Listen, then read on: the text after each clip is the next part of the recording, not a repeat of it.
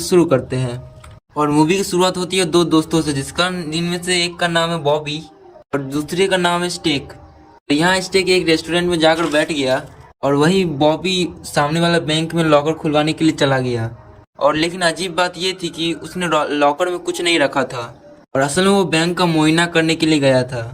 फिर उसने बॉबी को आकर बताया कि इस बैंक में ज़्यादा भीड़ नहीं रहती, बैंक का सिक्योरिटी सिस्टम भी बहुत ख़राब है, इसलिए हमारा काम बड़ी आसानी से हो जाएगा। अब उन दोनों ने अपना प्लान शुरू किया, जिसमें सबसे पहले स्टिंग वॉशरूम में गया। उसने अपने लाइटर की मदद से फायर अलार्म बजा दिया। इसे सुनकर रेस्टोरेंट की मालकिन यानी मैगी ने को बाहर निकलने के लिए कहा। मैगी ने स्नेक को भी बाहर निकलने के लिए कहा, लेकिन उसने कहा तुम चलो, मैं अपना वॉलेट लेकर आता हूँ। और अब जब मैगी बाहर चली गई तब स्टिक ने उस रेस्टोरेंट में आग लगा दी। असल में वो दोनों उस बैंक को लूटना चाहते थे, लेकिन जब तक वो रेस्टोरेंट वहाँ रहता तब वो दोनों कुछ नहीं कर पाते। लेकिन ये दोनों इस बैंक को लूटना क्यों चाहते हैं, आइए मूवी में जानते हैं। और एक हफ्ते पहले की बात है, वो दोनों बॉर्डर पार करके अमेरिका से मैक्सिको में आए थे और मैक्सिको के सबसे बड़े ट्रक डीलर से मिलने के लिए आए थे। क्योंकि बॉबी के पास सिर्फ दिमाग था, इसलिए बॉबी ने स्टिक को वहीं रुकने के लिए कहा और खुद चला गया। इस ट्रक डीलर का नाम है पापी।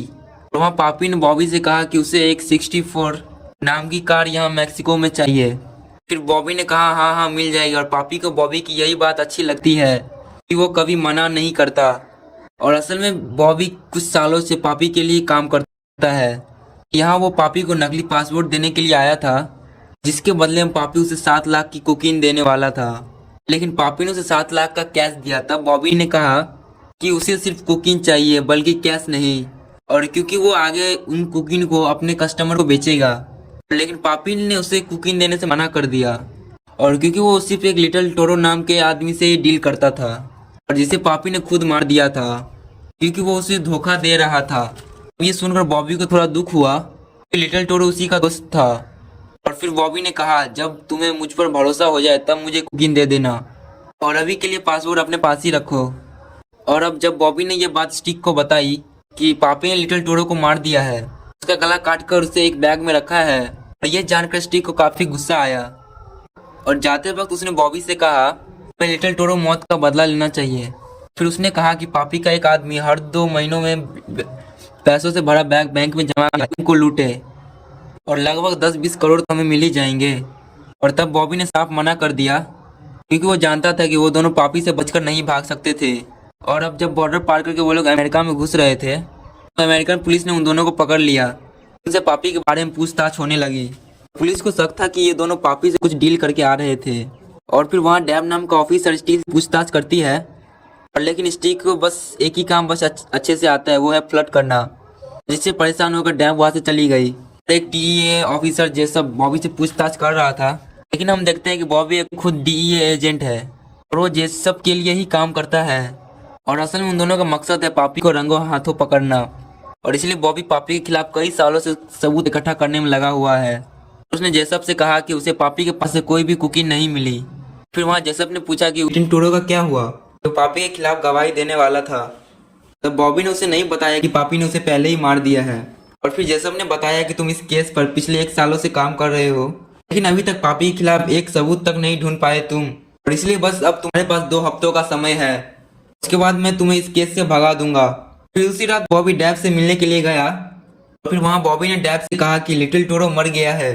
मैंने ये सब जेसब को इसलिए नहीं बताया क्योंकि वो मुझे केस से निकाल देता, लेकिन अब मेरे पास एक मौका है। पापी अपने टैक्स बचाने के लिए पैसों को बैंक में रखता है, मैं स्टिक के साथ मिलकर उस बैंक को लूटूंगा, पापी को टैक्स की चोरी में गिरफ्तार कर लूंगा, और साथ ही तुम स्टिक को गिरफ्तार कर लेना, और चाहे उसे 20 साल की सजा करवा देना, जिससे तुम्हें एक मेडल मिल जाएगा। अब अगले दिन बॉबी स्टिक से मिलने गया, और फिर स्टिक ने कहा वो उसके साथ बैंक लूटने के लिए तैयार है। और फिर स्टिक को थोड़ी हैरानी हुई कि अभी तक तो बॉबी मना कर रहा था, और अब वो अचानक से बैंक क्यों लूटना चाहता है। लेकिन स्टिक ने ज़्यादा ध्यान नहीं दिया, उसे तो बस बैंक लूटने से मतलब था। और उसके बाद वो दोनों पापी के घर के बाहर से उस पर नजर रखने लगे। फिर वहाँ पापी ने एक आदमी को पैसे से भरा बैग दिया कि वो बैंक में जमा करने के लिए ले गया। तो वो दोनों भी उसको पीछा करते हुए वहाँ पर पहुँच गए। और अब ये वही सीन है जिसे हमने मूवी की शुरुआत में देखा था। एक स्टिक एक रेस्टोरेंट में जाता है और बॉबी एक बैंक में, और वो उस रेस्टोरेंट में आग लगा देता है। और अब चोरी से 1 दिन पहले बॉबी डैब से मिलने के लिए गया, और फिर उसने डैब को बताया कि कल स्टिक बैंक लूटने वाला है, और मुझे इसके साथ रहना पड़ेगा, और तुम ठीक 3 बजे अपने साथियों के साथ आकर स्टिक को गिरफ्तार कर लेना। मैं उन पैसों को लेकर चला जाऊंगा। और फिर इधर स्टिक उसी रात एक अपनी कार में किसी का इंतजार कर रहा था। तभी वहां पर 2 नेवी ऑफिसर आए। ये है नेवी कमांडर क्वींस। फिर उन दोनों की बातें सुनकर हमें पता लगा कि स्टिक कोई गुंडा मवाली नहीं है, बल्कि वो एक यूएस नेवी ऑफिसर है। और ये लोग भी बॉबी को भी पापी की तरह रंगों हाथे पकड़ना चाहते हैं। इनका प्लान है कि बैंक लूटने के बाद ये लोग सारा इंजाम बॉबी पर डाल देंगे, और पापी को गिरफ्तार करने के बाद सब पैसा नेवी की भलाई में लगाया जाएगा। और फिर अगले दिन वो दोनों बैंक में डाका डालने के लिए पहुंच गए, और उन्होंने सबसे पहले पास के पुलिस वालों को सबको लॉकअप में बंद कर दिया। जिसके बाद उन दोनों बैंक में घुस गए, और स्टिक ने वहां के सभी लॉकर्स को ब्लास्ट करके तोड़ दिया। तो तब उसने देखा कि वहां के सभी लॉकर्स पैसों से भरे हुए थे, और उन्होंने सोचा था कि यहाँ पर तो बस सिर्फ 10-20 करोड़ होंगे, मगर वहां पर तो पूरे 70 करोड़ निकले। और उन दोनों ने ज्यादा दिमाग नहीं लगाया, फटाफट सारे पैसों को गाड़ी में भरे और चलते बने वहां से। और बॉबी ये सोचकर परेशान था कि डेबी यहाँ पर 3 बजे पहुंचने वाली थी, लेकिन वो नहीं पहुंची। खैर, लेकिन जब वो दोनों पैसों को लेकर एक सुनसान जगह पर पहुंच गए, बॉबी ने स्टिक से अकेले ही पैसा छीनने का प्लान बनाया। गन निकालने लगा, मगर उससे पहले स्टिक ने गन निकाल ली। और वो बॉबी को मारना नहीं चाहता था, इसलिए स्टिक ने उसके कंधे पर गोली चलाई। तभी बॉबी ने स्टिक का डीईए बैच देख लिया। इसके बाद वो बॉबी को वहीं पर छोड़कर चला गया। इधर माइकल नाम का आदमी ये बैंक में आया, और वो 270 करोड़ रुपए इसी के थे। ये बहुत ही बेरहम इंसान है। वो पहले लोगों के पैर में गोली मारता है और फिर उनसे सवाल करता है। और फिर उसने बैंक मैनेजर से पूछा कि आखिर ये चोरी हुई तो हुई कैसे, और अब इसे कौन बताए। बैंक में सुबह से शाम तक तो लंच ही चलता रहता है, तो काम पर ध्यान कैसे होगा। फिर इधर पता चला कि बैंक के सामने वाला रेस्टोरेंट में आग लगाना कोई एक हादसा नहीं था, बल्कि एक सोची समझी साजिश थी। और फिर इधर स्टिक ने वो सारे पैसों लेकर कमांडर क्वींस के पास पहुंचा। फिर उसने बताया कि बॉबी एक डीईए एजेंट है, और ये बात क्वींस को पहले ही पता थी।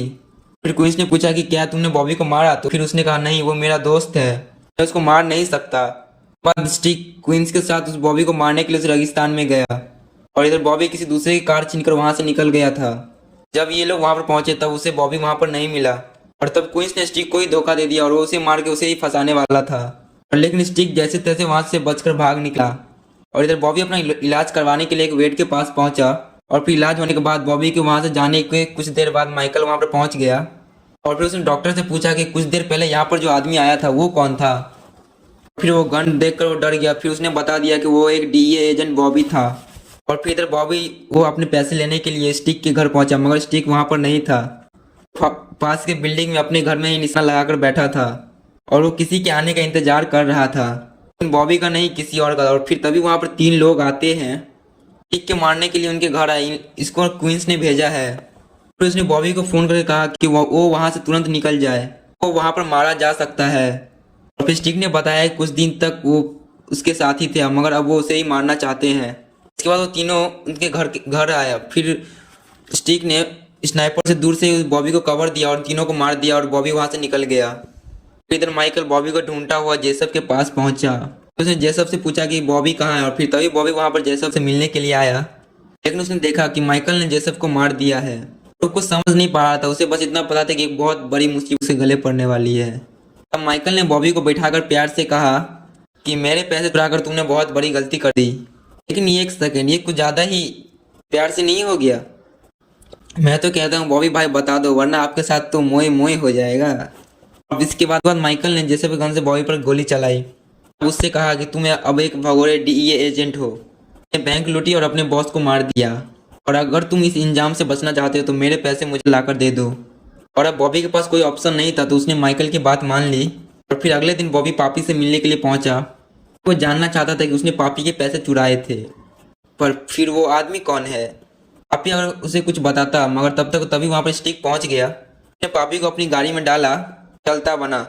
लेकिन बॉबी को भी पापी चाहिए था, और फिर तभी इस बात को लेकर उन दोनों में लड़ाई होने लगी।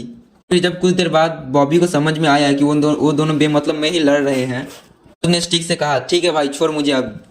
तो वो दोनों शांति से बैठ गए। फिर स्टिक ने बताया कि वो एक यूएसए का नेवी ऑफिसर है, तो उसने माइकल की बात मान ली।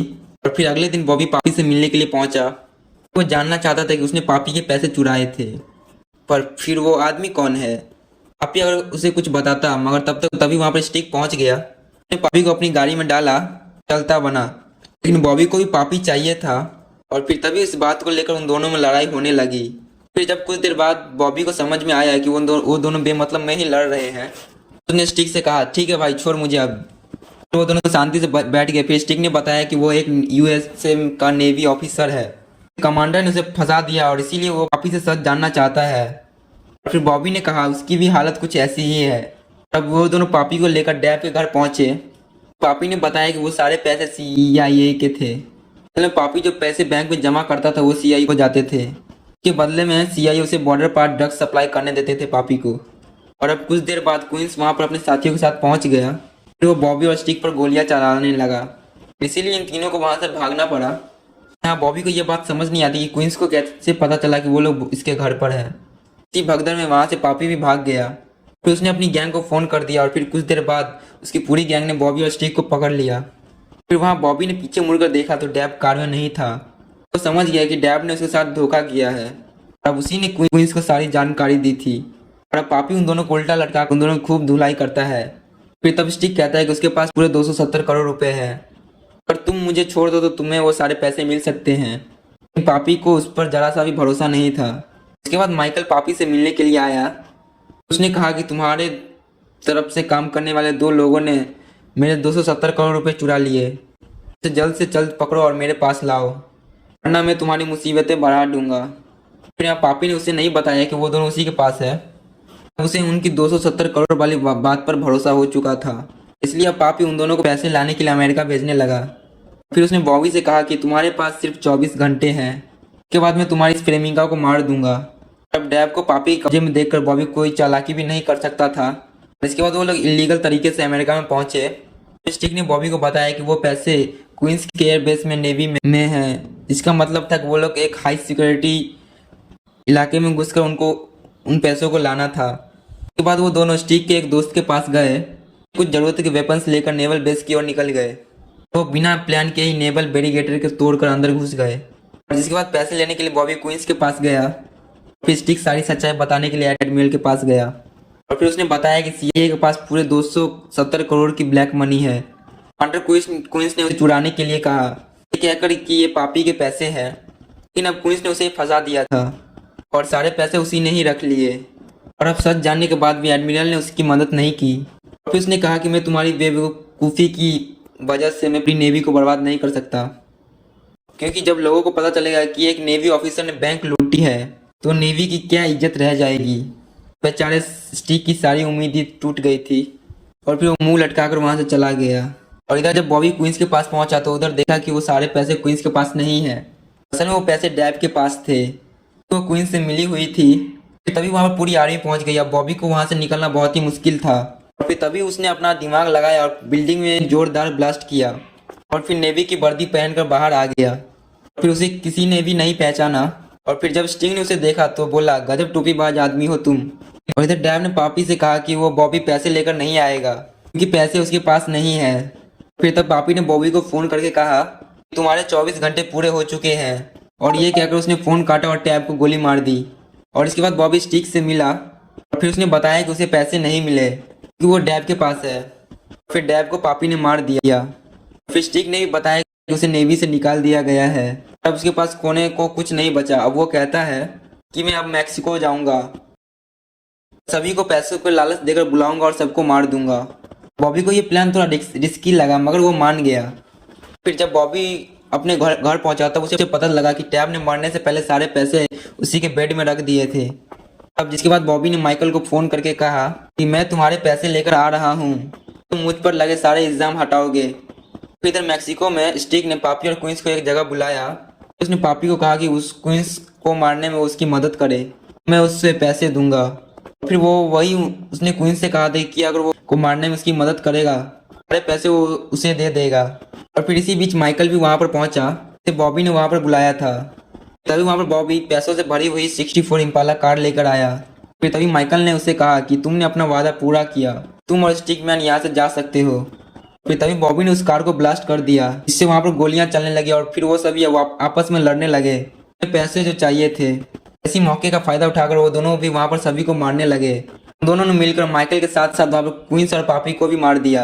इसके बाद वो दोनों यहाँ से चले गए, लेकिन सारे पैसे ऐसे ही छोड़ दिए। ये बात कुछ समझ में नहीं आया। फिर इसके बाद हम लोग देखते हैं कि सीआई के जैसे और भी बैंक है जिससे वो दोनों लूटना चाहते हैं, कि वो अब दोनों पार्ट टाइम चोर है, उन्हें बैंक लूटने का एक्सपीरियंस है। वो भी यहीं पर खत्म होता है। तो दोस्तों कैसा लगा आप सभी को एक्सपीरियंस? वीडियो पसंद आया, चैनल को लाइक और सब्सक्राइब जरूर कीजिएगा। फिर मिलते हैं।